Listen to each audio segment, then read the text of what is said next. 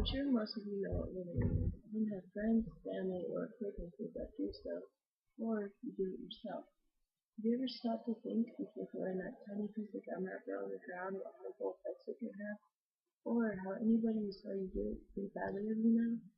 Not only does it make the environment look bad, littering can introduce chemicals into our water or food, and can also be harmful to wildlife. Nobody wants to sit in a park and look at dirty trash. Nobody wants to see vermin that their tracks eaten. We're going to list just a few reasons why you shouldn't litter, and hopefully change your mind and persuade you to teach others why it's a bad idea. When strolling through a beautiful park, imagine walking up to a fountain, looking in and seeing a bunch of plastic bottles, cigarette butts, and wet paper just floating around, making the water an unsightly brown color. Would you want to sit by the fountain and have a picnic or go there to relax? Probably not. In addition, seeing such gross and unkept environment would probably make you think the area of town isn't very healthy, and the people who live in that area are dirty. If you lived in the area, you definitely wouldn't want people thinking poorly of you because of littering.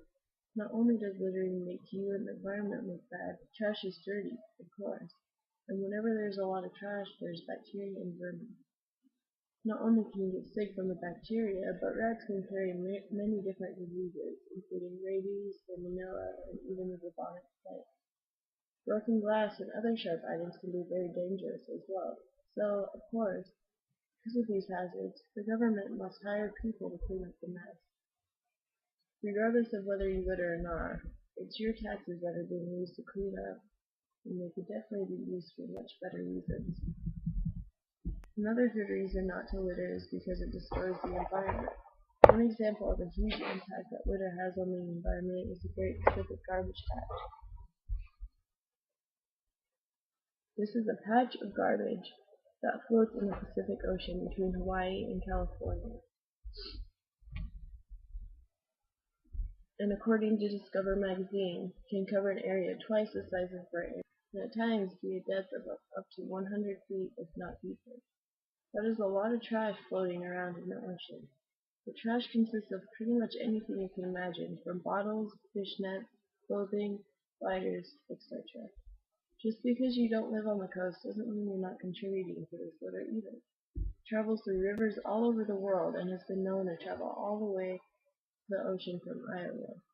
Trash has also been found with the Chinese, Russian, English, and Korean writing on them, so anybody who litters is contributing to this huge, unsightly garbage dump in the ocean. The trash that does escape the garbage patch can travel to distant places as well, from the Bering Sea to the South Pole. So, no part of the world is safe from litter. It's also harmful on the environment because the chemicals in the plastic debris releases. Additives and plasticides are released into the ocean, along with hydrophobic pollutants like PCBs and pesticides like DDT. When the chemicals are released from the plastic or ingested by an animal, they bioaccumulate in the tissues of the organisms and then they biomagnify. This means that even if the toxin entered the environment in a little amount, it concentrates 10 times with each step of the food chain. For example, from plankton into the ocean up to the food chain into the foods we eat. The third reason why you shouldn't litter is probably one of the saddest. Whether it be in the ocean or on land, litter has a very harmful effect on wildlife. When animals and trash combine, the outcome is usually never a positive one. Pets and wildlife can ingest toxic substances like motor oil and pesticides that are often dumped into storm drains. When this happens, there's usually never saving the animal from a painful death. Also, when trash makes its way to the ocean, animals often mistake it for food. Fish, turtles, and seabirds often mistake plastic buoyant bags as jellyfish, one of the main diets of marine animals, as stated in an article by Planet Ark, Plastic Bag Reduction. When this happens, the plastic, once ingested, cannot be digested, nor can it be passed. Thus, it stays in the animal's stomach, which can prevent food from being digested, eventually leading to a slow and painful death. Once this animal dies, it can be consumed by another, so technically, the litter moves on to harm more wildlife. If the animal is not eaten by another, it decays, eventually releasing the garbage back into the environment, which still is able to kill or harm more wildlife. 90% of Asian albatross chick carcasses and regurgitated stomach contents contain plastic trash.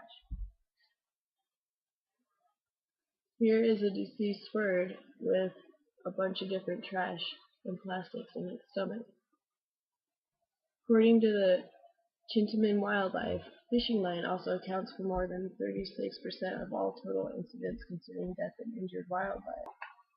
With fishing line and other heavy debris, animals can become entangled in it, resulting in an anchor effect if the object is heavy enough or attached to another object.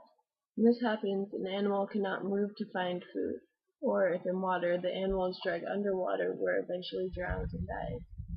Of course, these aren't the only reasons why you shouldn't litter, but these are three great reasons why it's bad.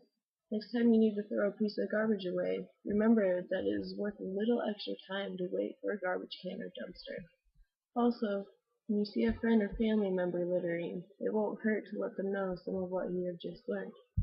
Perhaps you didn't know what damaging effects a little trash could have, but now you do, and it is up to you whether you want to continue these effects or prevent them.